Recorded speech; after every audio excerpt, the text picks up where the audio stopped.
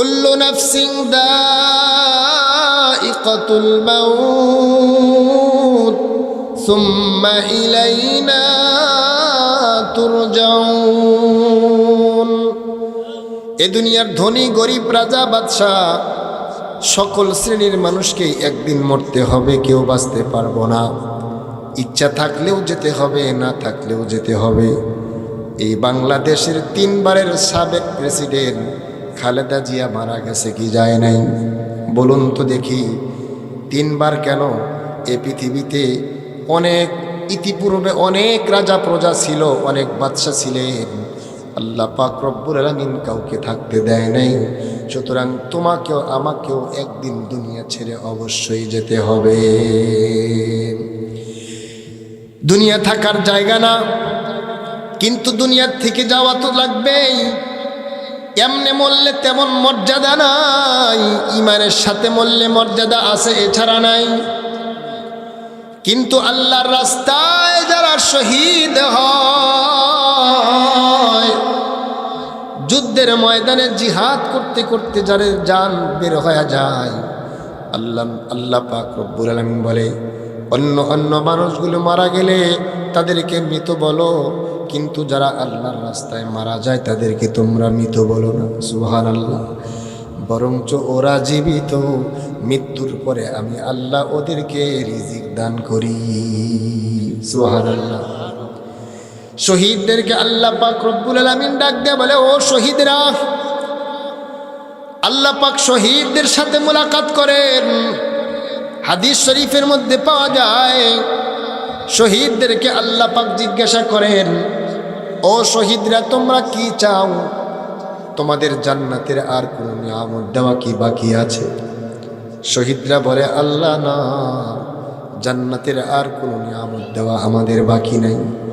আল্লাহ, জান্নাতের যে কোনো জায়গায় আমরা উড়ে বেড়াইতেছি, আমাদের কোনো অসুবিধা নাই। আল্লাহ পাক রব্বুল আলামিন তখন বলবেন, তোমরা আর কি চাও, আর কি চাও? শহীদরা তখন বুঝতে পারবে আল্লাহ আমাদেরকে সন্তুষ্ট করতে চায়। এজন্য আল্লাহ বারবার জিগায়, ও শহীদ কি চাও, তুমি কি চাও? শহীদগণ তখন সুযোগ বুঝে আল্লাহকে ডাক দেয়া বলে, রব্বুল আলামিন, এই যে জান্নাতে এত নিয়ামত আমরা ভোগ করতেছি গো আল্লাহ, এত আরামে যে আমরা আছি, আমাদের এই আরামের খবরটা আমরা একটু দুনিয়াতে যায়া আমরা একটু আমাদের পরিবারদের কাছে জানাইতে চাই। সুবহানাল্লাহ বলে। আল্লাহ পাক রব্বুল আলামিন কোন শহীদ বলেন, আল্লাহ ওগো রব্বুল আলামিন, দুনিয়াতে আমরা আবার জীবিত হইতে চাই, আবার আপনার রাস্তায় আমরা শহীদ হইতে চাই। সুবহানাল্লাহ। এদিকে তাকান, মনোযোগ দেন, কথা বলেন না। আপনাদের দিলের যত নেক দৃষ্টি আমার প্রতি পড়বে, তত বয়ান ভালো হবে। আর আপনারা যত মনোযোগ সহকারে শুনবেন, তত বয়ান করে মজা পাওয়া যাবে। এজন্য যতক্ষণ থাকবেন দিলের কান দিয়ে কথাগুলো শোনেন। শহীদরা আল্লাহর কাছে বলবে, আল্লাহ আমরা আবার দুনিয়ায় যাব, যায়া আবার তোমার রাস্তায় শহীদ হব। সুবহানাল্লাহ। আল্লাহ এত ফজিলত তুমি দিয়েছো, আমাদের মনে চায় আমরা আবার দুনিয়ায় যাই, আবার শহীদ হই, আবার দুনিয়ায় যাই, আবার শহীদ হই। আল্লাহু আকবার জোরে বলেন। হযরত জাবের রাদিয়াল্লাহু তাআলা আনহুর সঙ্গে কুল ইন কানা আবাউকুম ওয়া আবনাউকুম ওয়া ইখওয়ানুকুম ওয়া আযওয়াজুকুম ওয়া আশীরাতুকুম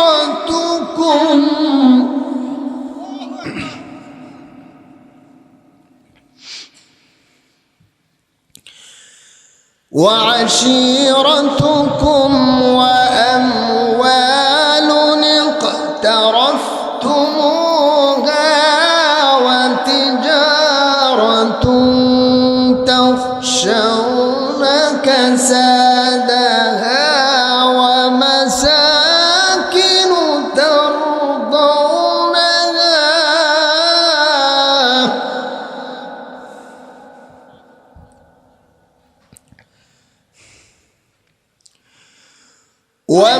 مساكن ترضونها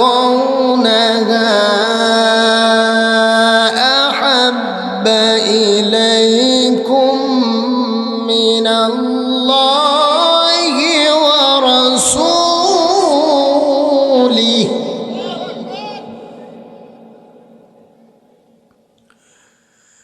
وجهاد في سبيله فتربصوا حتى يأتي الله بأمره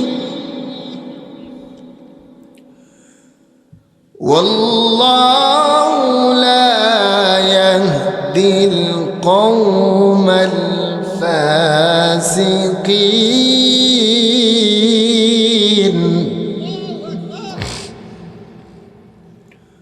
وقال تعالى في آية آخر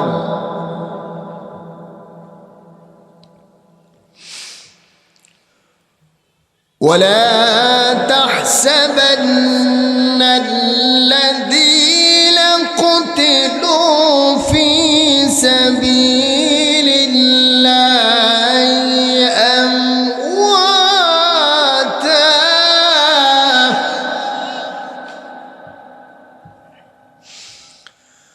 بل أحياء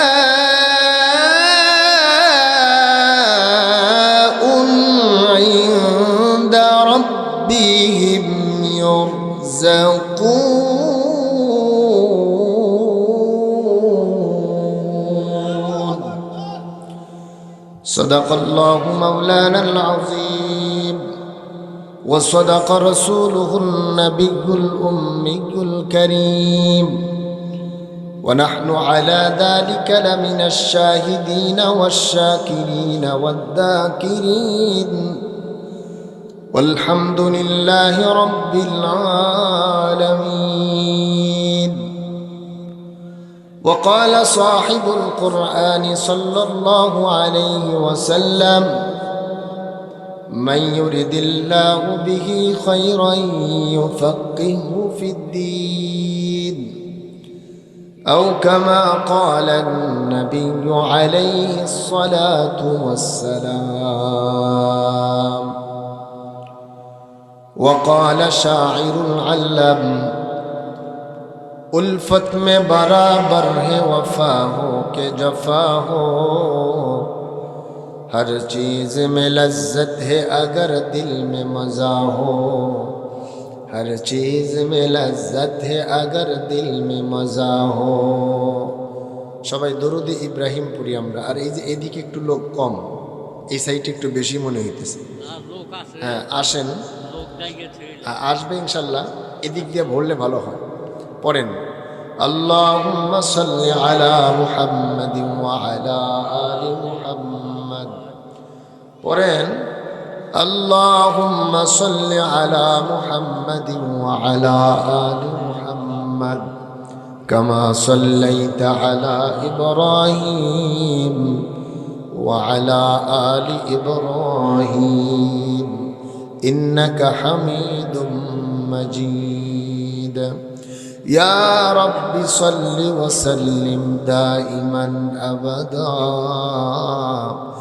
على حبيبك خير الخلق كلهم।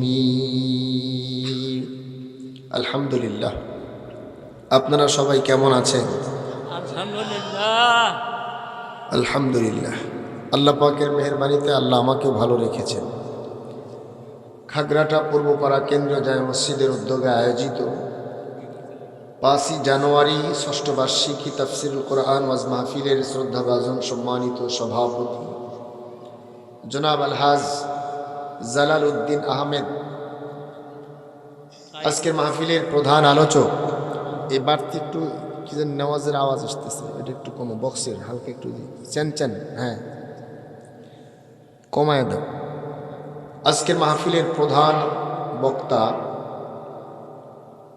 অত্যন্ত সুমিষ্টভাষী সুরিত কণ্ঠের অধিকারী হজরতুল আল্লাহ হজরত মাওলানা কারি আরিফুল ইসলাম সিরাজি সাহেব দামাত বারাকাতুহুম হুজুর আছেন, অবস্থান করতেছেন। আমার পরেই ইনশাআল্লাহ হুজুর বয়ান রাখবেন। এরপরে আমার আগে আলোচনা করেছেন আপনাদের মসজিদের সম্মানিত ইমাম ও খতিব হযরত মাওলানা মুফতি আব্দুল্লাহ আল মামুন সিরাজি সাহেব, না? অত্যন্ত সুন্দর ভাষায় অত্যন্ত দামি দামি কথা আপনাদেরকে শুনিয়েছেন। আজকের মাহফিলের অনেক আরও প্রোগ্রাম ছিল, কোরআন তেলাওয়াত প্রতিযোগিতা ছিল। আল্লাহ তাআলা এখানে যারা অংশগ্রহণ করেছেন, এই মজলিসকে যারা আগমন করে ধন্য করেছেন, সবাইকে আল্লাহ পাক রব্বুল আলামিন সুস্বাস্থ্য দান করেন এবং আল্লাহ নেক হায়াত বাড়িয়ে দেন, বলেন আল্লাহুম্মা আমিন। সম্মানিত হাজিরিন, আপনারা এই মাহফিলে আসতে পেরে খুশি না বেজার? আলহামদুলিল্লাহ। প্রচণ্ড শীত, তাপমাত্রা অনেক কমে গেছে। বাংলাদেশে এত শীত পড়ে নাই এবছর যত শীত পড়ছে। কি কথা ঠিক না বেঠি? প্রচুর শীত। বাচ্চারা এগুলা বুঝবে না, কারণ ওদের রক্ত তো কবিতরের মতো গরম। মুরব্বীদের হাড্ডি পর্যন্ত খবর হয়ে যাইতেছে। কি কথা ঠিক না? আল্লাহ আবহাওয়াকে আমাদের অনুকূলে করে দেন, বলেন আল্লাহুম্মা আমিন।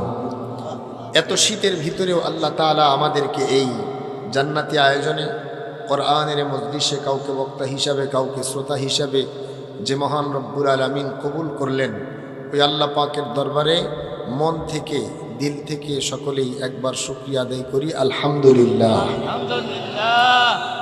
এখন যারা আসতেছেন এই সাইটে বসবেন। লাখো কোটি দরুদ ও সালাম সৈয়দুল কাউনাইন খাতামুন নবীন নবীউল আরব আল আজম জনাবে মুহাম্মদুর রাসূলুল্লাহ, সকলে বলেন সাল্লাল্লাহু আলাইহি ওয়াসাল্লাম। সম্মানিত হাজিরিন, সময় আমার খুব বেশি না, অল্প সময় কথাগুলো খুব দামি বলার চেষ্টা করব। আপনারা দোয়া করেন মহান রব্বুল আলামিন যাতে আমার জবান থেকে এমন কিছু দামি কথা বের করে দেয়, যে কথাগুলোর উপরে আমি বক্তা আর আপনারা যারা শ্রোতা আছেন সবাই উভয় জগতে উপকৃত হতে পারি, বলেন আল্লাহুম্মা আমিন। সম্মানিত হাজিরিন, সবচাইতে বড় কথা হলো আল্লাহ পাক আমাদেরকে মানুষ বানিয়েছেন। আলহামদুলিল্লাহি রাব্বিল আলামিন। আল্লাহ যদি ইচ্ছা করতেন আমাদের অন্য কোনো প্রাণী বানাইতে পারতেন। পৃথিবীর শ্রেষ্ঠ জাতি হিসাবে আল্লাহ আমাদেরকে সৃষ্টি করেছেন। আমাদের সম্পর্কে আল্লাহ পাক বলেছেন, ওয়ালাকাদ কাররামনা বানি আদম। আল্লাহ আমাদেরকে সম্মানিত করে সৃষ্টি করেছেন। সুবহানাল্লাহ। কেন সম্মানিত হলাম আমরা? কেন আমরা দামি হলাম? খলাকতু বিয়াদাইয়া, আমাদেরকে সৃষ্টি করতে যায়া আল্লাহ পাকের কুদরতি হাত ব্যবহার করছে। সুবহানাল্লাহ বলেন। এই যে আপনারা পাহাড়ের মানুষ, পাহাড়ি অঞ্চল না এটা? পাহাড়ের মানুষ পরিশ্রম করেন, মনে করতেছেন আমাদের চেহারার তো তেমন ঢং নেই, হুজুর আমাদের কি আবার সম্মান? আপনাদের এই ভাঙ্গাচূড়া চেহারা এবং শহরের বা বহির্বিশ্বের সাদা চামড়াওয়ালা মানুষ, সুন্দর হোক আর অসুন্দর হোক, আল্লাহ পাকের কুদরতি হাত তো আমাদেরকে সৃষ্টি করতে আল্লাহ ব্যবহার করছেন। এজন্য আল্লাহ পাকের প্রত্যেকটা বান্দাই কালো ধলা, বেটে লম্বা, সব শ্রেণীর মানুষ আল্লাহ পাকের কাছে সম্মানিত। সুবহানাল্লাহ বলেন। আমাদের কাছে তো সম্মান দিই আমরা টাকা দেখে, চেহারা দেখে, ক্ষমতা দেখে আমরা সম্মান দিই। কি কথা বলেন, ঠিক না বেটে? এটা হলো আমরা যে 2 নাম্বার, এজন্য আমাদের কাজও 2 নাম্বার। বোঝেন নাই? যার কয়টা টাকা আছে, চুরি করে আঙ্গুল ফুলা কলা গাছ হয়েছে, বাপের জন্মে কিছুই ছিল না, 1 কোটি টাকা খরচ করে চেয়ারম্যানই নির্বাচন করছে। ওর 20 বছর নির্বাচন, 20 বছর চেয়ারম্যান থাকলেই তো 1 কোটি টাকা বেতন পাবে না। এত টাকা খরচ করে চেয়ারম্যানই দাঁড়ানোর যুক্তি কি? হুজুর উপরি কামাই আছে, 1 বছরে 1 কোটি টাকা তুলে ফেলবে। কি করবে? চুরি করবে, চুরি। কথা বলছেন? চোর। আমরা তো এই চোরদেরকে দাম দিই। আল্লাহর কাছে এই আমাদের দাম আর আল্লাহর দাম কিন্তু এক না। আল্লাহ পাক রব্বুল আলামিন বলেন, ইন্না আকরামাকুম ইনদাল্লাহি আতকাকুম, তোমাদের ভিতরে যার ভিতরে খোদাভীতি আর তাকওয়া বেশি আমার কাছে সে সবচাইতে সম্মানিত ব্যক্তি। সুবহানাল্লাহ। খুব মজার কথা। এই দেখেন, পৃথিবীর কোনো কিছুই আল্লাহ অসম্পূর্ণ রাখেনি, রাখছে নাকি? এই যে একটা কাগজ, এই কাগজটা একটার সাথে আর একটা পার্ট জোড়া দেওয়ার জন্য যেই বস্তু দরকার ওই বস্তুটা আছে না নাই? জোরে বলেন, আছে। এই যে স্টিচটা করা হয়েছে, এই কাপড় আর একটা কাপড়ের সাথে বাঁশের সাথে জোড়া দেওয়ার জন্য এখানে কি ব্যবহার করা হয়েছে? গুণা ব্যবহার করা হয়েছে, বিভিন্ন বস্তু ব্যবহার করা হয়েছে। অর্থাৎ পৃথিবীর দুইটা বস্তুকে এক জায়গায় জোড়া লাগানোর জন্য কোনো না কোনো বস্তু ব্যবহার করেছে, তবে একটার সাথে আর একটা মিল নেই। যেমন দুইটা ইট এক জায়গায় জমা করার জন্য কি আঠা ব্যবহার করলে হবে? জোরে বলেন, কি ব্যবহার করতে হবে? সিমেন্ট। দুইটা কাঠের টুকরা এক জায়গায় জোড়া লাগানোর জন্য এখানে সিমেন্ট দরকার নেই, এখানে দরকার হলো পেরেক, তার কাটা। কথা কি ভুল বললাম না ঠিক বললাম? বলে হুজুর, পৃথিবীর সব কিছুই যেহেতু জোড়া লাগানোর একটা পদ্ধতি আছে, তাহলে আমাদের একটা ফ্যামিলির ভিতরে আমরা 5 জন মানুষ থাকি, ধরেন 3 ভাই বোন আর পিতামাতা, এই যে 5 জন মিলে একটা ফ্যামিলি, এই প্রত্যেকটা মানুষের কি আল্লাহ পাক দিল দিয়া সৃষ্টি করছেন, মন দিয়া সৃষ্টি করছেন? আচ্ছা বলুন তো দেখি, একই বাড়ির ভিতরে একই পাতিলের ভাত খায়, এক ভাই আওয়ামী লীগ আর এক ভাই বিএনপি, আছে না নাই? এক ভাই জাতীয় পার্টি আর এক ভাই ওই আপনার জামাতি ইসলাম, আছে না নাই? এটা উদাহরণ দিচ্ছি আমি, এক একজনের এক এক মত। এমনও তো দেখছি স্বামী করে আওয়ামী লীগ, স্ত্রী করে বিএনপি। এখন স্বামী কয় যে কেমনে তুই ভোটটা দেশ, আমি দেখে স্যার। স্ত্রী কয় ভোট লাগলে দেবো না, তাও আমি যাবো না। কথা বুঝছেন? এরকম আপনারা দেখছেন কি দেখেন নাই? এরকম আছে। বলে হুজুর, তাহলে পৃথিবীর সব কিছু জোড়া লাগানোর একটা পদ্ধতি আছে। কাঠ জোড়া লাগানোর জন্য তার কাটা আছে, কাগজ জোড়া লাগানোর জন্য ঘাম আছে, ইট জোড়া লাগানোর জন্য সিমেন্ট আছে। তাহলে মানুষের এই যে মন আর দিল, এগুলা এক হয় না, মোহাব্বত হয় না, এর কি কোনো মেডিসিন নাই? কোরআনে হাকিমে আল্লাহ সেই মেডিসিন বলছেন, এই মেডিসিনটাই বলব। লাউ আনফাকতা মা ফিল আরদি জামিআম মা আল্লাফতা বাইনা কুলুবিহিম ওয়ালাকিন্নাল্লাহা আল্লাফা বাইনাহুম। মুসলমান ভাইরা আমার খুব ভালো করে বুঝবেন, আল্লাহ পাক রব্বুল আলামিন আল্লাহর হাবিবকে বলতেছেন, ওগো হাবিব আমার, আপনি যদি দুনিয়ার সকল ধন সম্পদ তাদের মাঝে বিলীন করে দিতেন, লাউ আনফাকতা মা ফিল আরদি জামিআম মা আল্লাফতা বাইনা কুলুবিহিম, তারপরেও আপনি তাদের হৃদয়কে এক করতে পারতেন না, তাদের মনকে আপনি গলাইতে পারতেন না। ওয়ালাকিন্নাল্লাহা আল্লাফা বাইনাহুম, যদি আল্লাহ তাদের দিলকে পরিবর্তন আর দিলকে এক করে নরম করে না দিতেন। সুবহানাল্লাহ জোরে বলেন। মুহাজির আর আনসার সাহাবীদের মধ্যে কি যে একটা মোহাব্বত, ভালোবাসা, এই ভালোবাসা কি টাকা দিয়ে অর্জন করা যায়? জোরে বলেন। পৃথিবী উন্নত হয়েছে কিন্তু মানুষের ভালোবাসার বিলুপ্তি ঘটেছে। কথা বলেন ঠিক না বেঠিক? আগে ছিল টিনের ঘর, এখন বিল্ডিং হয়েছে, কিন্তু আগে টিনের ঘরের মানুষের মধ্যে যেই মোহাব্বত ছিল, একজন আরেকজনের সাথে যেরকম ওপেনে মন খুলে চলতে পারত, এখন কি সেই মন খুলে চলার কোনো কায়দা আছে? জোরে বলেন। এটা দূরের কথা, 50 বছরের বেশি যেই সমস্ত মুরব্বীদের হয়েছে, এই 50-50 আর 60 যেই কোঠায় যারা আছেন, এদের মধ্যে যেই মোহাব্বত, 20 থেকে 30 কোঠায় যেই যুবকরা আছে, এদের ভিতরে সেই মোহাব্বত নাই। এরা আছে ফোন নিয়ে ব্যস্ত। কথা বলেন ঠিক না বেঠিক? সম্মানিত হাজিরিন, তাহলে এই যে মানুষের মোহাব্বত দিন দিন বাড়তেছে না কমতেছে, এটার একমাত্র কারণ আমরা আসল মেডিসিন ছেড়ে দিয়েছি।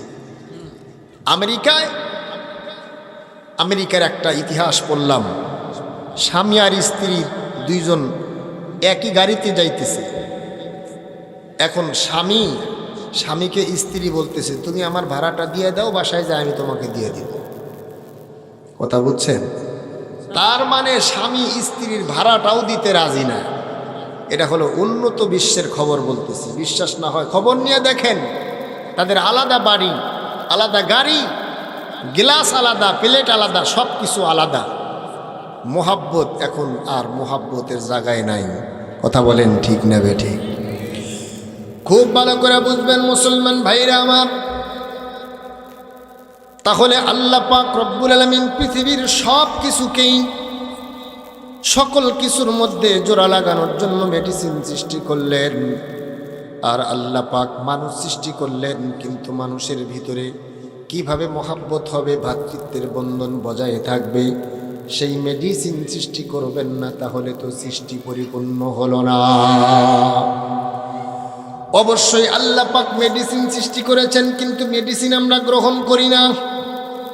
কি সেই মেডিসিন? আল্লাহ পাক রব্বুল আলামিন কোরআনে হাকিমের মধ্যে বলেন, ইন্নাল্লাযীনা আমানু ওয়া আমিলুস সালিহাতি সায়াজআলু লাহুমুর রাহমানু উদ্দা।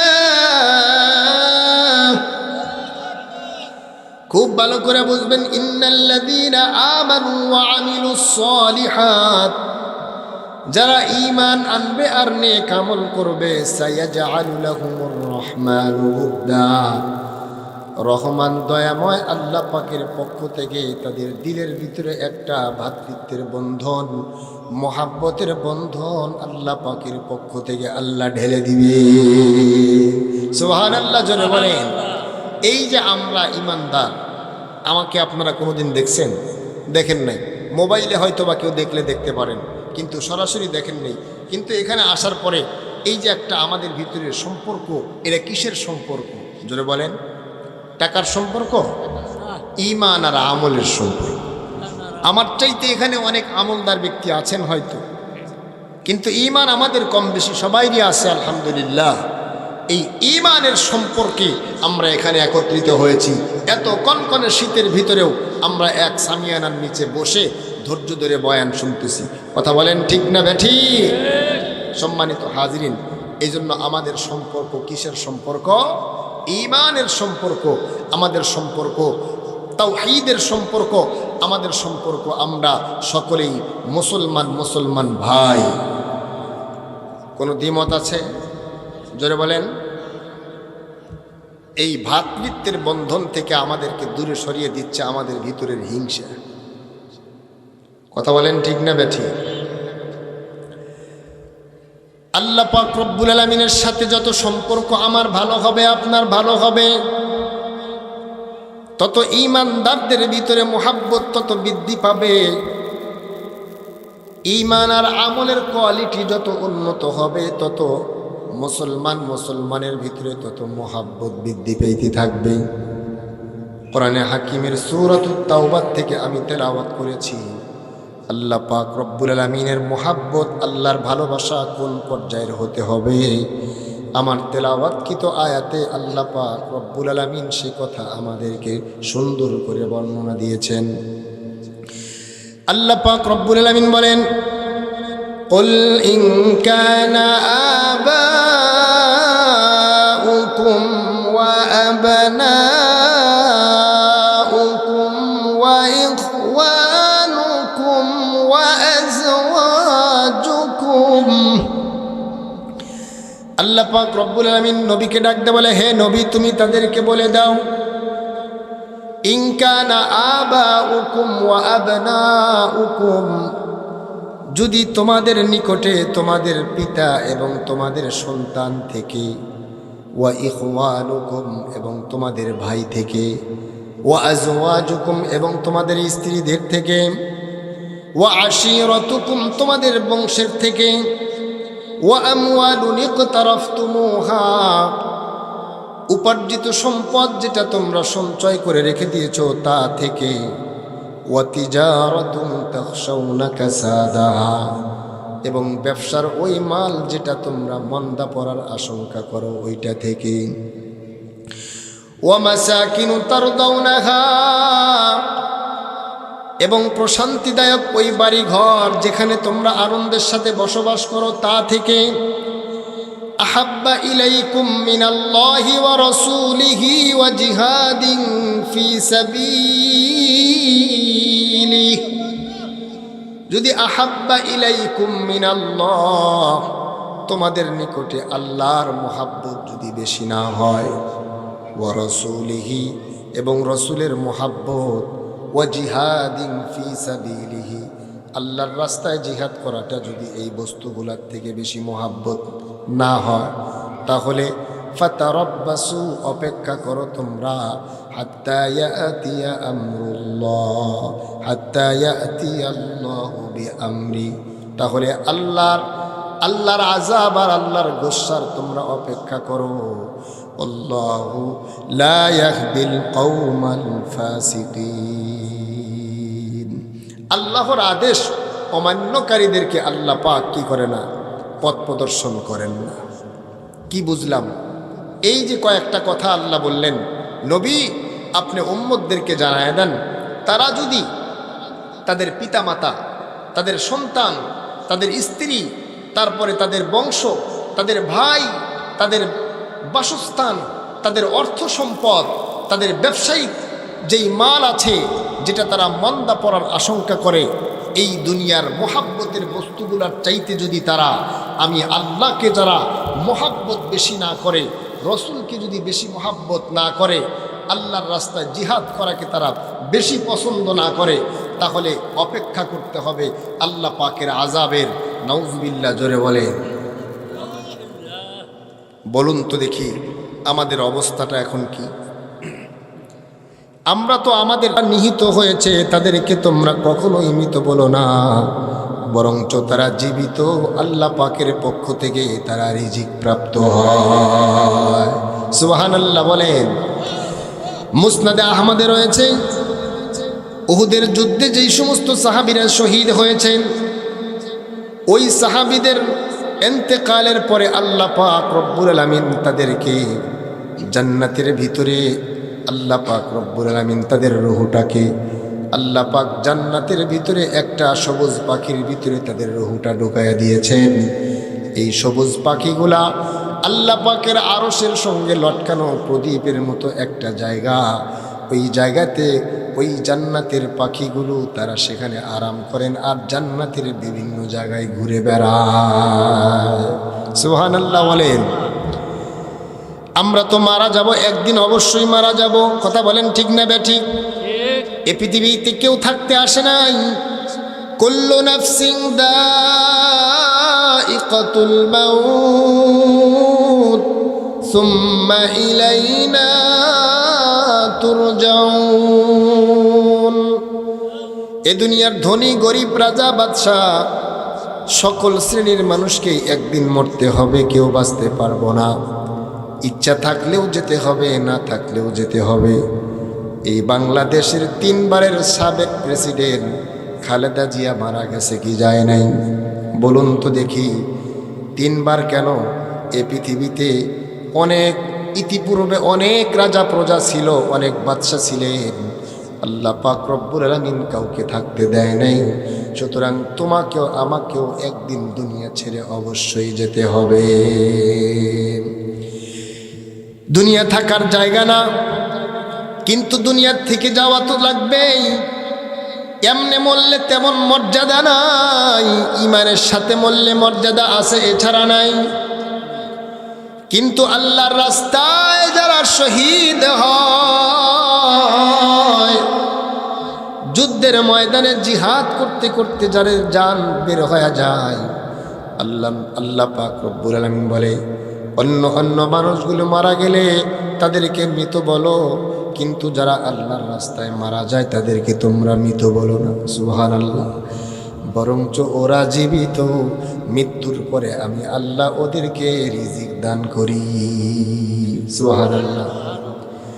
শহীদদেরকে আল্লাহ পাক রব্বুল আলামিন ডাক দেয়া বলে, ও শহীদরা। আল্লাহ পাক শহীদদের সাথে মোলাকাত করেন।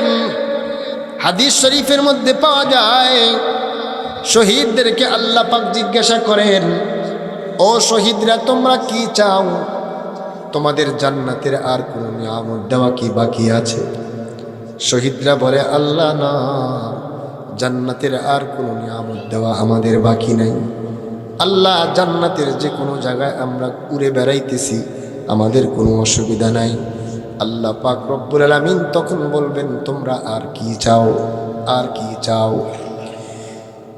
শহীদরা তখন বুঝতে পারবে আল্লাহ আমাদেরকে সন্তুষ্ট করতে চায়। এজন্য আল্লাহ বারবার জিগায়, ও শহীদ কি চাও, তুমি কি চাও? শহীদগণ তখন সুযোগ বুঝে আল্লাহকে ডাক দেয়া বলে, রব্বুল আলামিন, এই যে জান্নাতে এত নিয়ামত আমরা ভোগ করতেছি গো আল্লাহ, এত আরামে যে আমরা আছি, আমাদের এই আরামের খবরটা আমরা একটু দুনিয়াতে যায়া আমরা একটু আমাদের পরিবারদের কাছে জানাইতে চাই। সুবহানাল্লাহ বলেন। আল্লাহ পাক রব্বুল আলামিন কোন শহীদ বলেন, আল্লাহ ওগো রব্বুল আলামিন, দুনিয়াতে আমরা আবার জীবিত হইতে চাই, আবার আপনার রাস্তায় আমরা শহীদ হইতে চাই। সুবহানাল্লাহ। এদিকে তাকান, মনোযোগ দেন, কথা বলেন না। আপনাদের দিলের যত নেক দৃষ্টি আমার প্রতি পড়বে, তত বয়ান ভালো হবে। আর আপনারা যত মনোযোগ সহকারে শুনবেন, তত বয়ান করে মজা পাওয়া যাবে। এজন্য যতক্ষণ থাকবেন দিলের কান দিয়ে কথাগুলো শোনেন। শহীদরা আল্লাহর কাছে বলবে, আল্লাহ আমরা আবার দুনিয়ায় যাব, যায়া আবার তোমার রাস্তায় শহীদ হব। সুবহানাল্লাহ। আল্লাহ এত ফজিলত তুমি দিয়েছো, আমাদের মনে চায় আমরা আবার দুনিয়ায় যাই, আবার শহীদ হই, আবার দুনিয়ায় যাই, আবার শহীদ হই। আল্লাহু আকবার জোরে বলেন। হযরত জাবের রাদিয়াল্লাহু তাআলা আনহুর সঙ্গে আল্লাহর পয়গম্বরের দেখা হয়। বিশ্ব নবীজি হযরত জাবেরকে ডাক দেয়া বলে, জাবের, তোমার চেহারা মলিন দেখা যায় কেন? জাবের রাদিয়াল্লাহু তাআলা আনহুর বাবা আব্দুল্লাহ রাদিয়াল্লাহু তাআলা আনহু কিছুদিন আগে শহীদ হয়েছেন। এবার আল্লাহর নবী ডাক দিয়া বলেন, জাবের, তোমার চেহারাটা মলিন দেখা যায় কেন, তুমি একটু বলো। হযরত জাবের রাদিয়াল্লাহু তাআলা আনহু ডাক দিয়া বলে, ওগো নবীজি, আমার বাবা ইন্তেকাল করেছেন, শহীদ হয়েছেন। আমার বাবার উপরে অনেকগুলো ঋণ ছিল। আমার বাবার এবং আমার ছোট ছোট ভাই বোন আছে, এগুলোর বোঝা আমার কাঁধে এসে পড়েছে। এজন্য বড় টেনশনে আছি, বড় পেরেশানিতে আছি। আল্লাহর পয়গম্বর ডাক দিয়ে বলেন, জাবের, তোমার বাবা কবর জগতে আল্লাহর কাছে কত আরামে আছে, তা যদি তুমি শোনো তাহলে তোমার মন ভরে যাবে। তুমি তোমার বাবাকে নিয়ে টেনশন করো না। আল্লাহ পাক রব্বুল আলামিন জান্নাতীদের সঙ্গে কথা বলার সময় তোমার বাবাকে আল্লাহ আলাদা ডাক দিয়েছেন। সুবহানাল্লাহ। তোমার বাবাকে আল্লাহ পাক জিজ্ঞাসা করেছেন, এ আব্দুল্লাহ, তুমি কি চাও? আল্লাহ পাক রব্বুল আলামিনের সঙ্গে তোমার বাবার আলাদা পার্সোনাল কথা হয়েছে। কি কথা হয়েছে? আল্লাহ জিজ্ঞেস করেছিল তোমার বাবাকে, তোমরা কি চাও? তখন তারা উত্তর দিয়েছে, আল্লাহ, জান্নাতের কোনো নিয়ামত আমাদের বাকি নাই। ওগো মালিক, এত আরামে যে আমরা আছি, এত সুন্দর জীবন আপনি আমাদেরকে দান করেছেন রব্বুল আলামিন, এত আরামে আমরা আছি। আমাদের এই সুখের খবরটা যদি আমরা আমাদের পরিবারদের কাছে জানায়া দিতে পারতাম, তাহলে আমাদের দিলটা পরিপূর্ণ হয়ে যেত। আল্লাহ পাক রব্বুল আলামিন এরপরে আয়াতের ভিতরে জিব্রাইল আলাইহিস সালামের মারফতে জানায়া দেয়, দুনিয়াতে যারা জিহাদরত অবস্থায় আছে, মুজাহিদ যারা আছে, আল্লাহর রাস্তায় যারা জিহাদ করার জন্য তৈরি আছে, তারা যেন কোনো টেনশন না করে। আল্লাহ পাক রব্বুল আলামিন তারাও যুদ্ধ করতে করতে যদি শহীদ হয়, তাদের আগের ভাইয়েরা যেমন আল্লাহর জান্নাতের মেহমান হয়েছেন, এরপরেও যারা শহীদ হবে আল্লাহ পাক রব্বুল আলামিন তাদেরকেও জান্নাতের মেহমান বানায় দিবে। সুবহানাল্লাহ, জোরে বলেন সুবহানাল্লাহ। তাহলে মরা তো লাগবেই, মৃত্যু দেখে তো ভয় পাওয়া যাবে না, কিন্তু এই মৃত্যুটা যাতে আল্লাহর হকের পথে, ইসলামের পথে, ইনসাফের পক্ষে হয়। কথা বলেন ঠিক না ব্যাঠি? ওই যে আমার হাদি ভাই, নিরপরাধ একজন মানুষ, সে হাফেজে কোরআন, এই হাদি ভাইকে গুলি করে মারা হলো। বলুন তো দেখি ওর কি দোষ? কি আছে তার? আছে শুধু সততা আর ইনসাফ, নাই অর্থ। কিন্তু তার এই জনপ্রিয়তা দেখে একদল হিংসুক তারা টিকতে পারে নাই। নাউজুবিল্লাহ, জোরে বলেন। যে শহীদ করেছে তাকে, সে তো অমানুষ, আর সে তো ইনশাআল্লাহ আশা করি আল্লাহ তাকে জান্নাতের মেহমান বানিয়ে দিয়েছে। তার জন্য সারা দুনিয়ার মানুষ কাঁদতেছে। খবর নিয়ে দেখা গেল ওসমান হাদি ভাই হাফেজে কোরআন, আল্লাহু আকবার, এবং তার স্ত্রী একজন খাঁটি পর্দাশীল মহিলা, এখনো পর্যন্ত মিডিয়ার সামনে এসে স্বামীর জন্য কোনো কথা বলে নাই। এজন্য মুসলমান, রাজনীতি করো আর যা করো, আগে মূল পুঁজি ইমানের পাওয়ারটা তুমি ঠিক রাখো। ইমান যদি না থাকে রাজনীতি দিয়ে কাজ হবে না। ইমান যদি না থাকে দুনিয়ার চেয়ার দিয়ে কাজ হবে না। ইমান যদি না থাকে দুনিয়ার পদ আর পদবি দিয়ে কাজ হবে না। কবর জগতে সবচাইতে বড় কাজে লাগবে তোমার ইমান আর আমল। কথা বলেন ঠিক না ব্যাঠি? এজন্য আল্লাহ আমাদেরকে এই ইমান আর আমাল ঠিক করার তৌফিক দান করেন, বলেন আমিন। ইমানদারদের সব কিছুই তো আল্লাহ পাক রব্বুল আলামিন ক্রয় করে নিয়েছেন জান্নাতের বিনিময়ে।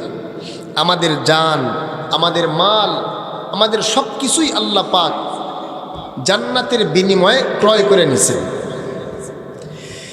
ইন্নাল্লাহা আশতারা মিনাল মুমিনিনা আনফুসাহুম ওয়া আমওয়ালাহুম বিআন্না লাহুমুল জান্নাহ। আল্লাহু আকবার বলেন। ইন্নাল্লাহা আশতারা মিনাল মুমিনিনা আনফুসাহুম ওয়া আমওয়ালাহুম বিআন্না লাহুমুল জান্নাহ। জান্নাতের বিনিময়ে আল্লাহ পাক রব্বুল আলামিন আমাদের এই জান, আমাদের মাল আল্লাহ ক্রয় করে নিয়েছেন। তাহলে আমিও আল্লাহ, আমার মা আলোকার, জোরে বলেন। আল্লাহর সব কিছুই তো আমাদের আল্লাহর। সে আল্লাহর জন্য জানও দিতে হবে, কি বলেন, মালও দিতে হবে। আমাদের ঈমান পাওয়ার জন্য তো কোনো কষ্ট করা লাগে নাই। আমাদের ঈমানের জন্য কোনোদিন মার খাওয়া লাগে নাই। কিন্তু সিদ্দিক আকবর হযরতে আবু বকর সিদ্দিক রাদিয়াল্লাহু তাআলা আনহু, ইসলামের প্রথম খলিফা, তিনি পর্যন্ত কিন্তু মার খাওয়া বাদ দেয় নাই। কাফেররা তাকে পর্যন্ত ছাড়ে নাই। এরপরে অন্যান্য সাহাবীদের কথা তো আপনারা জানেন। একদিনের ঘটনা, হযরতে আবু বকরের, আল্লাহর নবী সাল্লাল্লাহু আলাইহি ওয়াসাল্লামকে কাবার চত্বরে কিছু কাফেররা, জালেমরা মারতেছে, নবীকে মারতেছে। হযরতে আবু বকর এই দৃশ্যটা দেখে সামনে আগায়া যায়া আল্লাহু জাল্লা জালালুহু, আল্লাহ পাক রব্বুল আলামিনের এই পবিত্র নাম বলে বলতেছেন, ওরে কাফেররা, আল্লাহর এই বান্দা তাওহীদের কথা বলে, তাই তোরা তাকে মারতেছো। এই কথা বলার সাথে সাথেই হযরতে আবু বকর সিদ্দিক রাদিয়াল্লাহু তাআলা আনহুর উপরে তারা চড়াও হয়ে যায়। নাউজুবিল্লাহ, জোরে বলেন। অথচ হযরতে আবু বকর সিদ্দিক রাদিয়াল্লাহু তাআলা আনহুর কোনো অন্যায় নাই।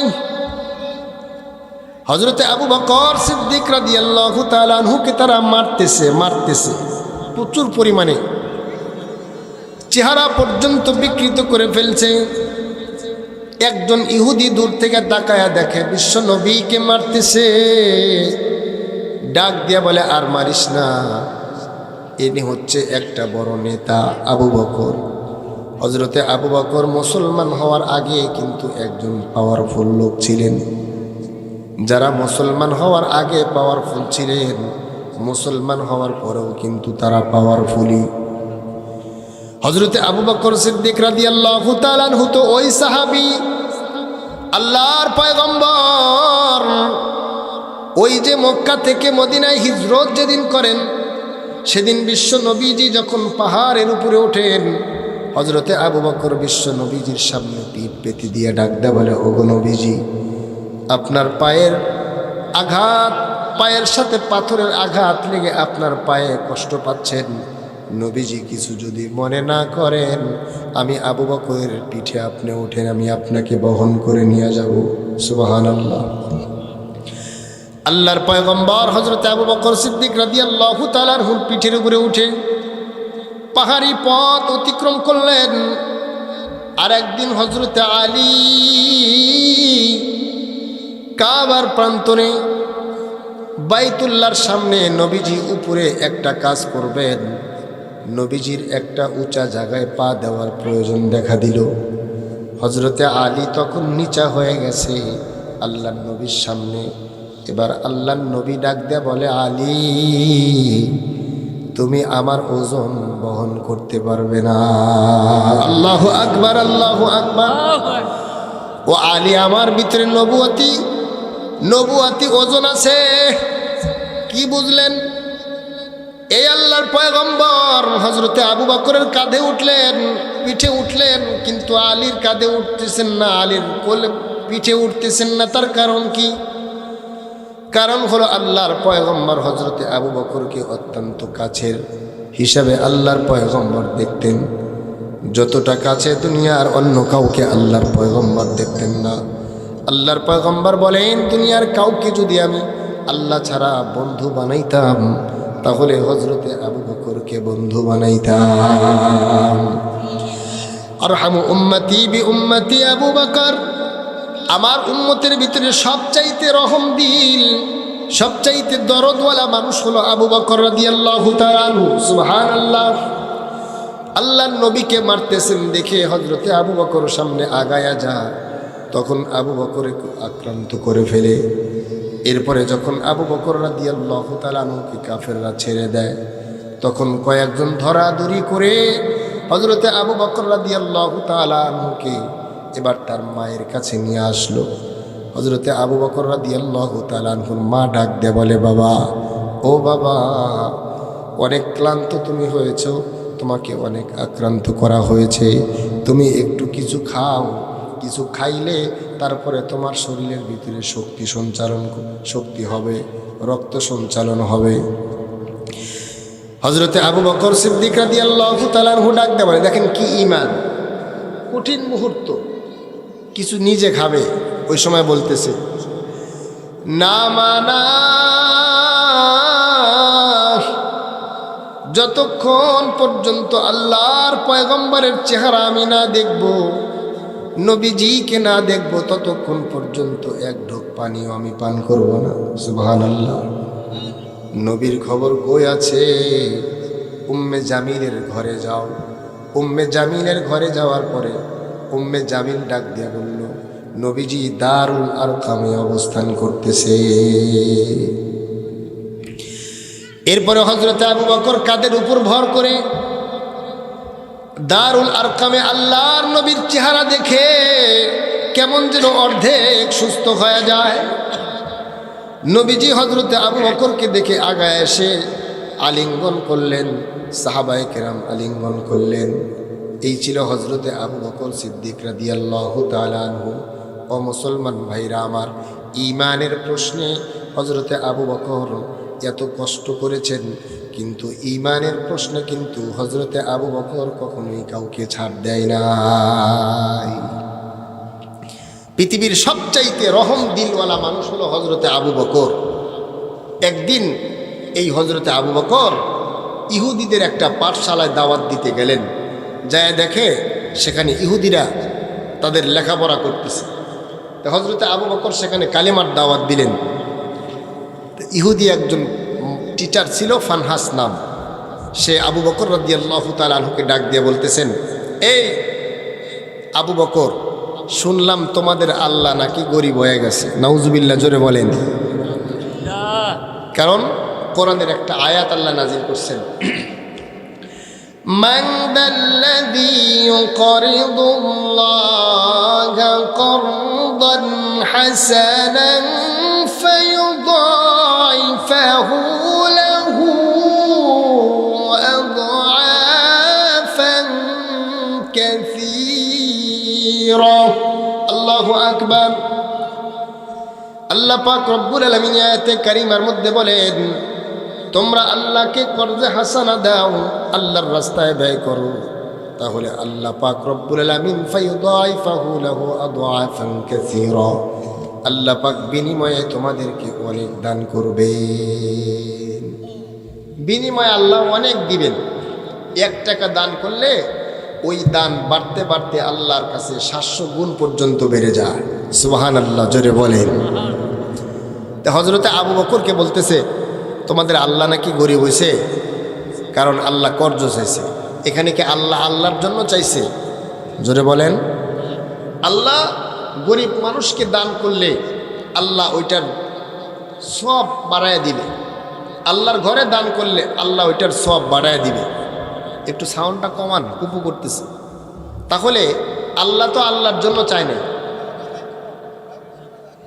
আচ্ছা আচ্ছা, এই যে বক্সেরটা একটু কমান। হ্যাঁ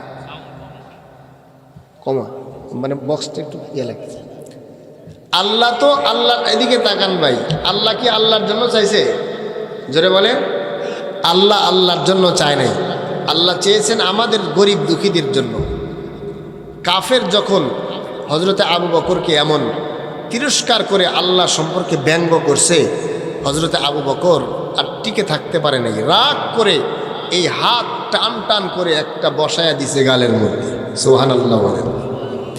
মুসলমান ইমানদার, ইমানদার সব জায়গায় নরম থাকতে পারে না। কথা বলেন ঠিক না বেঠিক? ইমানদারের স্ত্রী যখন বেপর্দায় রাস্তা বের হবে, তখন ইমানদার চুপ থাকবে না, গরম হতে হবে। কথা বলেন ঠিক না বেঠিক? এই ঘাটাইলের মুসলমান যে নামাজি ইমানদার, তার বউ যদি বলে তুমি মসজিদে যাও, আমি একটু মার্কেটে যাই, আর আপনি যদি বলেন ঠিক আছে তুমি মার্কেটে যাও, আমি মসজিদে যাই, তাহলে তার ইমান আছে? জোরে বলেন। মার্কেটে আমি সাথে নিয়ে যাব, বেপর্দায় অর্ধলঙ্গ হয়ে ঘর থেকে বের হতে পারবা না। যদি মার্কেটে যাওয়ার তোমার একান্ত প্রয়োজন হয়, পর্দা করে সব কিছু আব্রু হেফাজত করে এরপরে যাবে। আরেকজন তোমার মাহরাম পুরুষের সাথে, হয় ছেলের সাথে, না হয় আমার সাথে, না হয় তোমার বাবার সাথে, কিন্তু অর্ধলঙ্গ করে নারী, যেই নারী ঘর থেকে বের হয়, যতক্ষণ পর্যন্ত ওই নারী বাহিরে থাকে, তার স্বামীর জন্য অধিশাপ করতে থাকে। কথা বলেন ঠিক না ব্যাঠি? এই সমস্ত নারীদের জন্য জাহান্নামের আগুনে ওই পুরুষদের জ্বলতে হবে। মনে করতেছেন সারা জীবন তাদেরকে ইনকাম করে খাওয়াইলাম, আবার জাহান্নামে যাবো তাদের জন্য? হ্যাঁ, যাওয়া লাগবে। দুনিয়াতেও জ্বালা সহ্য করছেন, আখিরাতেও এদের জন্যই জ্বালা। আর যদি দুনিয়াতে এদেরকে ঠিক মতো রাখতে পারেন, এরাই হবে জান্নাতে যাওয়ার কারণ। কঠিন কথা মনে হয়ে যেতেছে, আপনাদের মনে জুলুম হয়ে যেতেছে। নামাজ পড়ে, সব কিছু করে, কিন্তু সুদের কথা শুনলেই বেজার হয়। আহারে, আল্লাহকে যদি মানো, তাই আল্লাহর মতো করে মানো। তোমার মতো করে আল্লাহকে মানলে তো হবে না। শয়তান আল্লাহকে বলছিল, আল্লাহ আমি তো আগুনের সৃষ্টি, আর আদম হলো মাটির সৃষ্টি, তাহলে এই আগুনের সৃষ্টি কি করে মাটির কাছে নত হয়?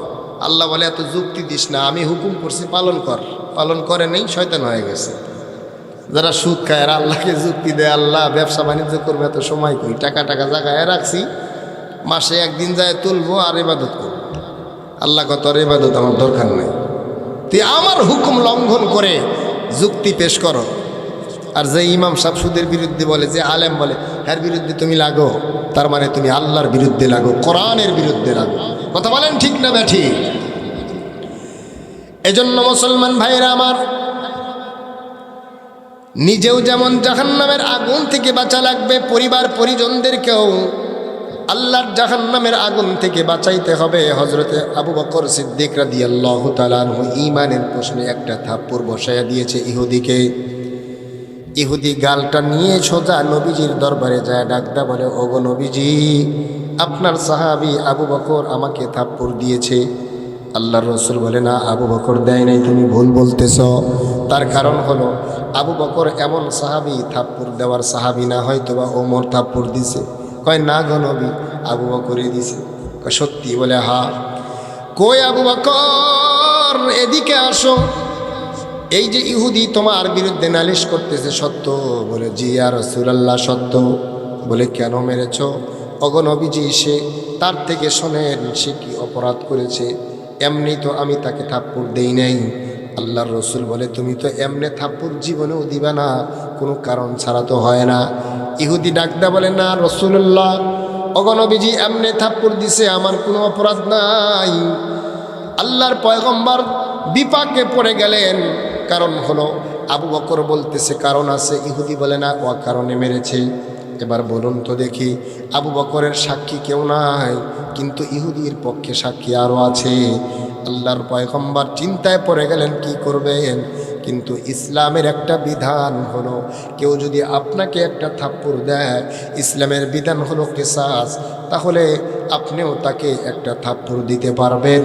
এটা হলো কিসাস, এটা হলো ইনসাফ, ইসলামের বিচার। আপনাকে যদি কেউ একটা অন্যায়ভাবে থাপ্পড় দেয়, আপনিও তাকে অন্যায়ভাবে একটা থাপ্পড় দিতে পারবেন, তাকে একটা থাপ্পড় দিতে পারবেন, তাহলে সমান হয়ে যাবে। এই বাংলাদেশে যত হত্যা হচ্ছে, যত গুম হচ্ছে, যত মার্ডার হচ্ছে, যারা এই মার্ডার করছে, মানুষকে শুট করে দুনিয়ার থেকে বিদায় করছে, জনসম্মুখে যদি তাদের এই হত্যার পরিবর্তে শুট করে মারা হতো, তাহলে শুটার বাংলাদেশে পাওয়া যেত না। কথা বলেন ঠিক না বেঠিক? আজকে হাজারো খুনি নিরাপদে ঘুরতেছে, হাজারো বাটপার সমাজে নিরাপদে ঘুরতেছে, নাই তাদের বিশুদ্ধ বিচার, ইনসাফের বিচার নাই, ইসলামের বিচার নাই, যার কারণে বাংলাদেশ থেকে কোনোদিনও এই দুর্নীতি বন্ধ হবে না। কথা বলেন ঠিক না বেঠিক?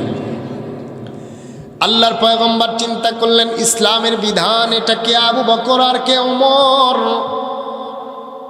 এটা তো দেখা যাবে না, দেখতে হবে ইসলামের ইনসাফ। ইসলামের ইনসাফ প্রতিষ্ঠা করাই হচ্ছে আমার কাজ।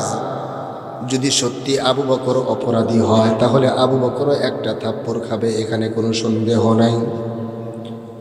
আবু বকর রাদিয়াল্লাহু তাআলা আনহুর পক্ষে কোনো সাক্ষী নাই, কিন্তু ইহুদির পক্ষে সাক্ষীর অভাব নাই। আল্লাহর পয়গম্বর কি করবেন? বিচার অনুযায়ী এবার আবু বকর রাদিয়াল্লাহু তাআলা আনহু থাপ্পড় খায়। আল্লাহ পাক রব্বুল আলামিন আরশে আজিম থেকে দেখতেছে কি দেখতেছে না? আওয়াজ দিয়া বলেন, আল্লাহ দেখতেছে কি দেখতেছে না? ইয়ালামু খাইনাতাল আয়ুনি ওয়া মা তুখফিস সুদূর।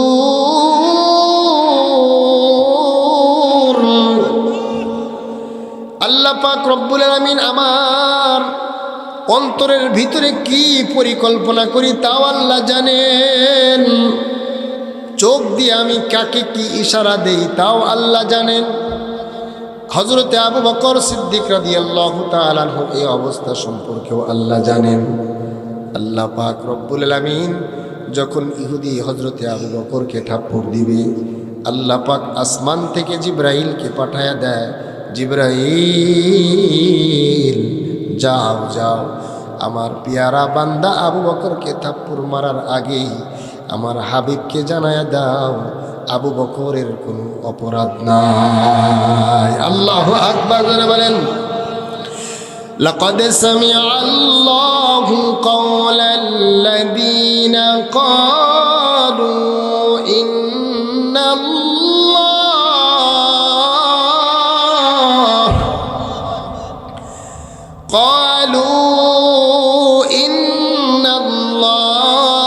ফাকীরুন ওয়া নাহনু আগনিয়া।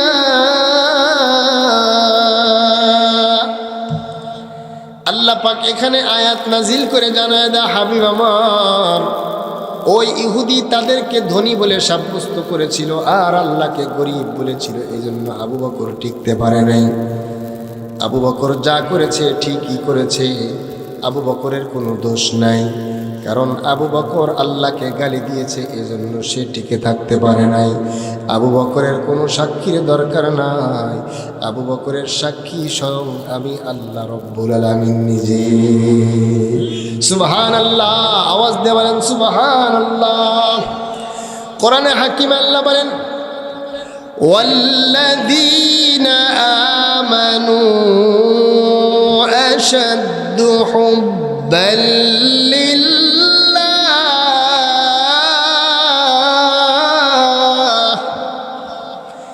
ইমানদারের কাছে সবচাইতে বেশি মুহাব্বত হচ্ছে আল্লাহ। ইমানদারদের দিলের ভিতরে সবচাইতে বেশি মুহাব্বত জোরে বলেন কার? আরো জোরে বলেন কার?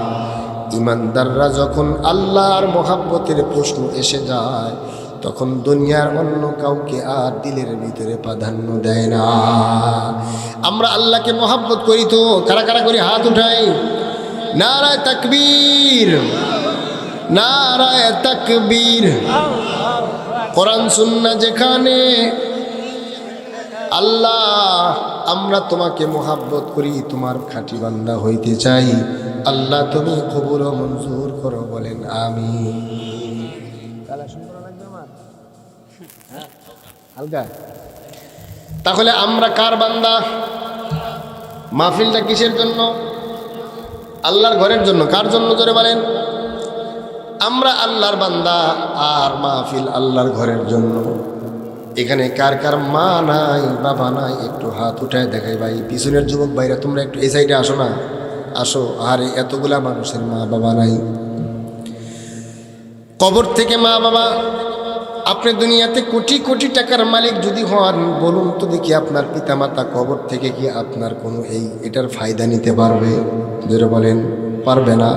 তার একটা কারণ হলো, আপনি যত অর্থের মালিক হন না কেন, আপনি ইচ্ছা করলেও ঘাটাইলের দামি মিষ্টি আপনার বাবাকে আর খাওয়াইতে পারবেন না। পারবেন?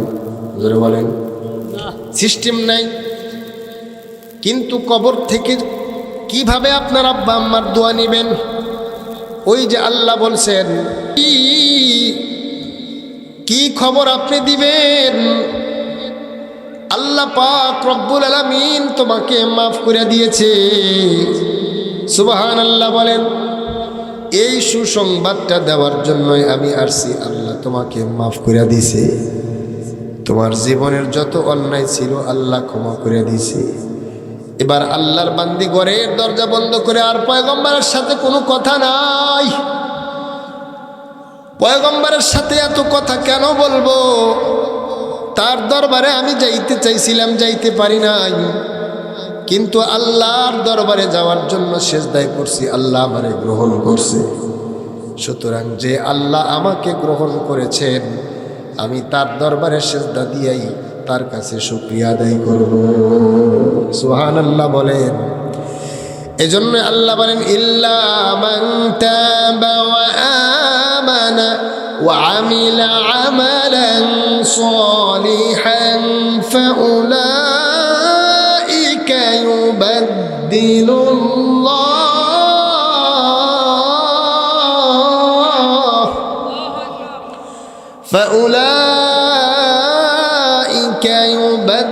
ইউবাদদিলুল্লাহু সাইয়্যাতিহিম হাসানাত। আল্লাহ পাক রব্বুল আলামিন যারা তওবা করবে খাঁটি দিলে, আল্লাহর কাছে নত স্বীকার করে আল্লাহর কাছে ক্ষমা চাইবেন, আল্লাহ পাক রব্বুল আলামিন তাদের জীবনের সকল গুনাহ মাফ করে যেই জায়গাটা গুনাহ লেখা ছিল ওই জায়গাটায় আল্লাহ পাক নেকি দ্বারা পরিবর্তন করিয়ে দিবে। তাহলে আজকে আমার আলোচনার মূল বিষয় ছিল কিন্তু ওই যে সূরা তাওবার ওই আয়াত, কুল ইন কানা আবাউকুম ওয়া আবনাউকুম ওয়া ইখওয়ানুকুম ওয়া আজওয়াজুকুম ওয়া আশীরাতুকুম। আল্লাহ বললেন, তোমাদের পিতামাতা, তোমাদের সন্তান, তোমাদের স্ত্রী, তোমাদের পরিবার পরিজন, তোমাদের বংশ, তোমাদের বাড়িঘর, তোমাদের মাল সম্পদ, তোমাদের ব্যবসায়িক পণ্য, যেটা তোমরা ধ্বংস হওয়ার আশঙ্কা করো, এই সব কিছুর চাইতে যদি আমাকে বেশি মহব্বত না করো, রসুলকে বেশি মোহাব্বত না করো, আর আল্লাহর রাস্তায় জিহাদ করাকে বেশি মোহাব্বত না করো, তাহলে আল্লাহর আযাবের অপেক্ষা করো। মুসলমান বুকে হাত দিয়া বলো তো দেখি আমাদের অবস্থাটা কি। আল্লাহ আমাদের মাফ করেন, বলেন আমিন। আল্লাহ আমরা যে বয়ান করতেছি আমাদের ইমানটাও আল্লাহ এরকম বানায় দেন, বলেন আমিন। কঠিন বিষয় কিন্তু। হযরত ওমর নবীর সাথে চলতেছেন, আল্লাহর নবী ডাকদা বলে, ওমর তুমি আমাকে কেমন মোহাব্বত করো? হযরত ওমর বলে, ওগো নবীজি আপনাকে পৃথিবীর সব কিছুর চাইতে বেশি মোহাব্বত করি। আল্লাহর রসুল বললেন, তোমার চাইতে কি বেশি মোহাব্বত করো? বলে না।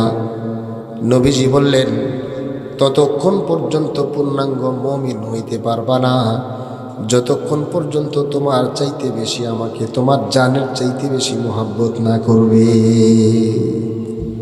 আর আজকে দাড়ি রাখতে বললে আমাদের মানতে মন চায় না। কি মোহাব্বত আমরা করি!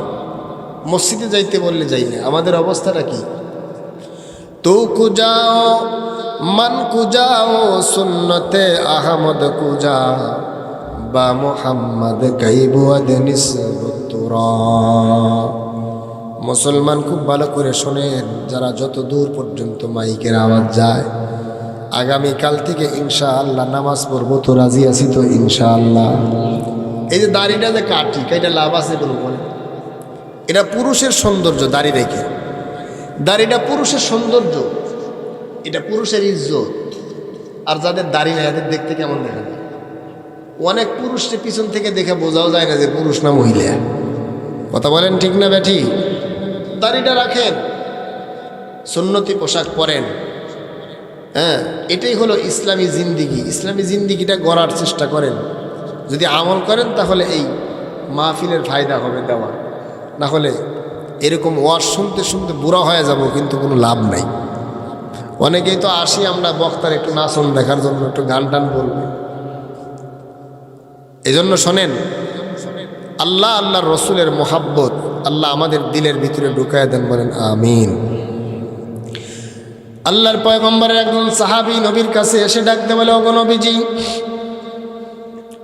আমি তেমন বেশি নামাজ পড়তে পারি না, তেমন বেশি আমি রোজা রাখতে পারি না, দান করতে পারি না, কিন্তু গো নবী যতটুকুন করি আল্লাহ আল্লাহর রসুলের মোহাব্বতে করি। আল্লাহর রসুল ডাক দেয়া বললেন, তুমি তার সাথেই জান্নাতে যাবে যাকে তুমি মোহাব্বত করো। সুবহানাল্লাহ। তুমি আল্লাহ আল্লাহর রাসূলের মোহাব্বতে নামাজ পড়ো, রোজা রাখো, যাকাত দাও, কিন্তু বেশি করো না। যতটুকুন করো আল্লাহ আল্লাহর রাসূলের মোহাব্বতে করো, তাহলে তুমি আল্লাহ আল্লাহর রাসূলের সাথেই তুমি জান্নাতে যাবে। সুবহানাল্লাহ বলেন। আর আমরা তো জুমার নামাজ অনেকেই পড়তে যাই শুধু সপ্তাহে একদিন, বলে অমুকে যাইতেছে, আমি না গেলে কেমন যাবে? হ্যাঁ, জানা যায় যাই, অমুকে মারা গেছে সবাই যাইতেছে, না গেলে কেমন দেখা যায়? আল্লাহ আল্লাহর রসুলের মোহাব্বতে কয়জন যায়? মাশুকে হাজার দোস্তরা দিল মা দেহি পরমি দেহি আ দিল বাজুদা বি নেহি। मोहब्बत एक अजीब शय है, बयां करना नामुमकिन है। मोहब्बत एक अजीब शय है, बयां करना नामुमकिन है।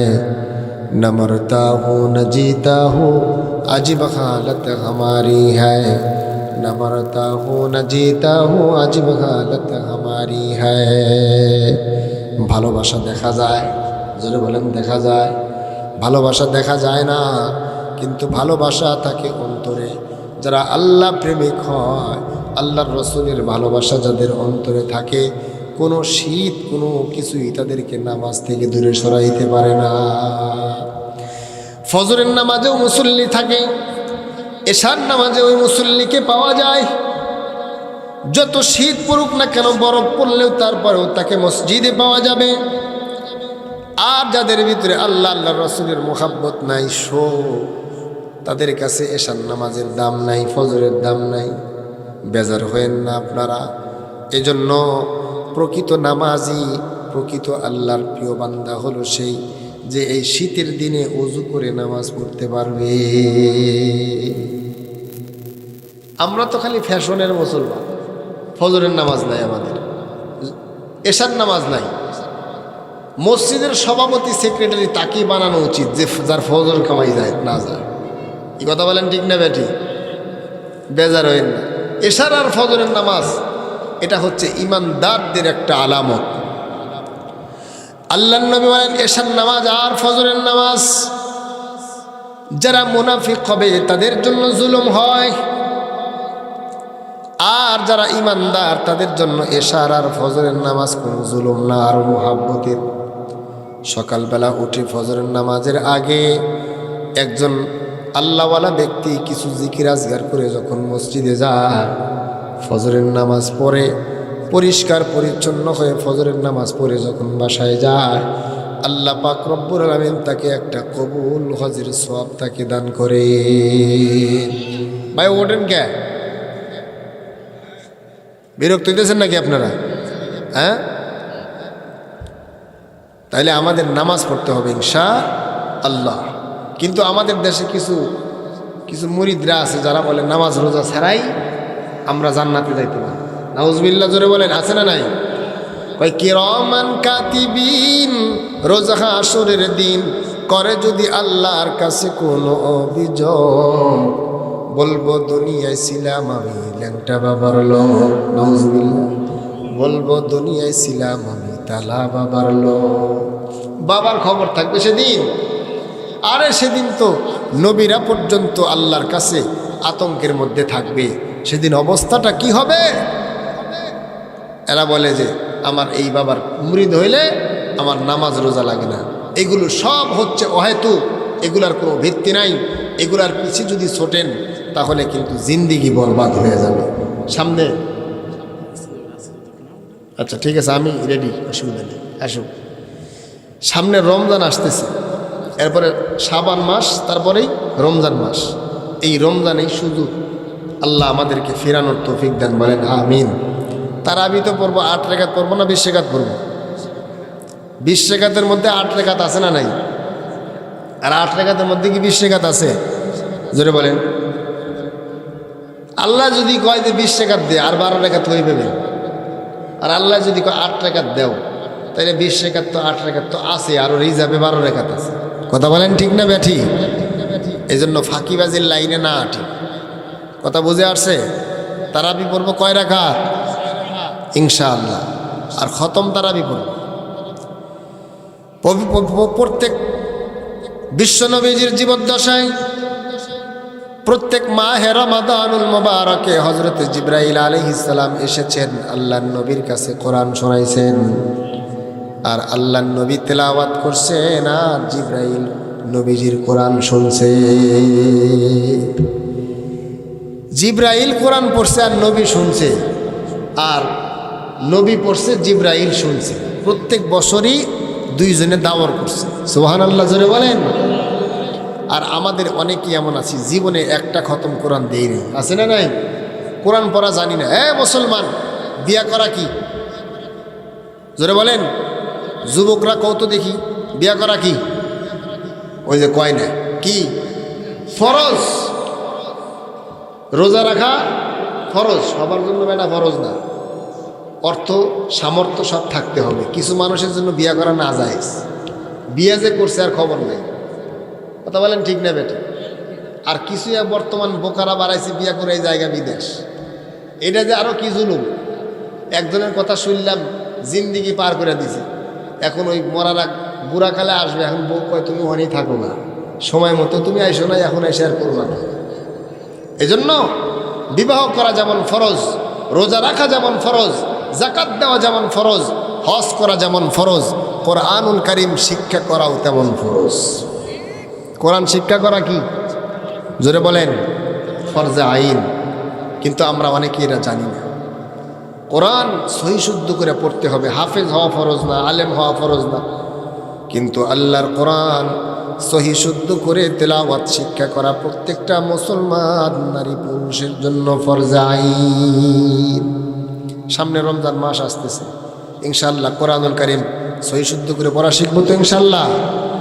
যুবক ভাইরা, মোবাইলে খালি অনেক কিছু তোমরা টিপাটিপি করো, কোরআন শোনো।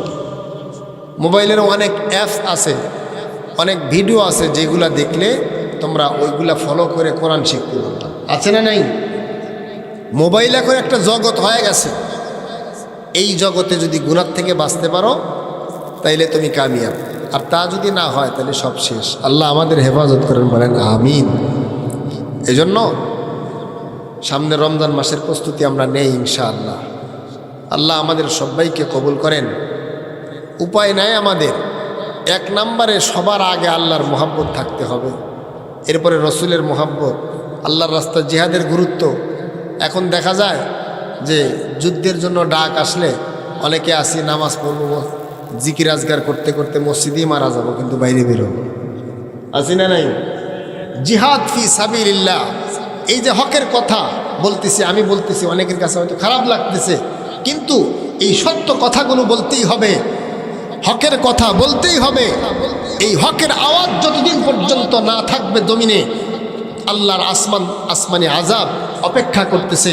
আর এই হকের আওয়াজ যতদিন পর্যন্ত বলবৎ থাকবে, মানুষ বলতে থাকবে আর আমল করতে থাকবে, ততদিন পর্যন্ত আল্লাহ দুনিয়া টিকায় রাখবেন। আল্লাহর আসমান থেকে আমাদের জন্য নিয়ামতগুলো বর্ষণ করতে থাকবেন। এই ওলামায়ে কেরাম চিল্লাচিল্লি করে, এজন্যই তো এখনো পর্যন্ত রাস্তায় ধর্ষণ হয় না। ওলামায়ে কেরাম চিল্লাচিল্লি করে, এজন্য এখনো পর্যন্ত ওপেনে আমাদের নারী বোন তারা ইজ্জত নিয়ে চলাফেরা করতে পারে। যদি এই ওলামায়ে কেরামের চিল্লানি বন্ধ হয়ে যায়, মুসলমান ভালো করে মনে রাখবেন, আমার দেশের মা বোনেরা ইজ্জত নিয়ে রাস্তায় বের হতে পারবে না। আমার দেশের একটা ব্যবসায়ী সঠিকভাবে ব্যবসা করতে পারবে না। আমার দেশের পুরো সেক্টর আর ঠিক থাকবে না, সবগুলো এলোমেলো হয়ে যাবে। মানবরচিত আইন দিয়ে কখনোই মানুষের মুক্তি আর শান্তি আশা করা যায় না। আচ্ছা বলুন তো দেখি, বর্তমান পার্লামেন্টে এমন কোনো আইন আছে যে আইনে আপনার পিতামাতাকে যদি বাদ না দেন আপনাকে মামলা দিয়ে দিবে? কিন্তু আল্লাহর কোরআনে আছে। বর্তমান আইনে 18 বছর পর্যন্ত আইন, 18 বছর হয়ে গেছে সন্তান স্বাধীন। সন্তান আপনাকে ইচ্ছা করলে দেখবে, নাইলে না দেখবে, হ্যাঁ, রেখে আসবে বৃদ্ধাশ্রমে। আল্লাহর কোরআনের আইন ছাড়া কখনোই ব্যক্তি জীবনে যেমন শান্তি নাই, রাষ্ট্রীয় জীবন পর্যায়ে কখনোই শান্তি আশা করা যায় না। আল্লাহ যে কথাগুলো বললাম সূরা তাওবার ওই আয়াতের উপর আমাদের সবাইকে আমল করার তৌফিক দান করেন, বলেন আমিন। জিহাদের কথা বললাম, শহীদদের কি মর্যাদা, আল্লাহ পাক শহীদদেরকে জান্নাতের পাখি বানাবেন। এরপরে আল্লাহর মোহাব্বত সব কিছুর ঊর্ধ্বে রাখতে হবে। এরপরে কিছু মেয়েরাজের কথা বললাম। মেয়েরাজের রাত্রে আল্লাহর রাসূল নারীদেরকে জাহান্নামে দেখেছেন। কেন দেখেছেন? তার একটা কারণ হলো তারা স্বামীদের অকৃতজ্ঞ হয়। এই যে ভাঙ্গা ভাঙ্গা দুই একটি যাই কথা বললাম, আল্লাহ আগে আমাকে এরপর আমাদের সবাইকে আমলের তৌফিক দান করেন, বলেন আল্লাহুম্মা আমিন। প্রধান বক্তা চলে আসতেছে, আপনারা একটু সুন্দর করে বসেন, অনেকেই ফাঁকা ফাঁকাই আছেন। রেডি হুজুর? আচ্ছা, হুজুর আসতেছে, একটা তাকবীর দেন দেখি। নারায়ে তাকবীর, নারায়ে তাকবীর। প্রধান বক্তার আগমন। ফাঁকা জায়গা পূরণ করেন একটু, এই যে অনেক ফাঁকা আছেন মাঝখানে, এই যে দেখতেছি আমি। আইগান তো বাবাজি, 3 জায়গায় ফাঁকা রাখতে নাই, জানেন না আপনারা? আর যে শীত পড়ছে, ফাঁকা রাখলে তো আরো শয়তান বেশি করে নি। আইগান জমে বসেন, একজনে এক জায়গায় বসে আইগান তো সুন্দর করে বসেন। সুবহানাল্লাহ, আলহামদুলিল্লাহ, লা ইলাহা। আমার ভাই সুন্দর আলোচনা করতে পারেন, আপনারা আইগা বসেন, জমে বসেন। হ্যাঁ, এটা আমি তো রেডি, আমার তো দোষ নেই। সুবহানাল্লাহ, আলহামদুলিল্লাহ। আমার কিন্তু প্রায় 2 ঘন্টা হয়ে গেছে না? আলহামদুলিল্লাহ, লা। এই মাঝখানে ফাঁকা ভাই আগান। এই ভাই ওঠেন কিল্লিগা, আপনারা বুঝে আসেন, আমার ওঠা যাবে না। এই মাহফিলে আসা যায়, ওঠা যায় না, বুঝলেন নাই? সুবহানাল্লাহ, আলহামদুলিল্লাহ, লা ইলাহা ইল্লাল্লাহ, লা ইলাহা,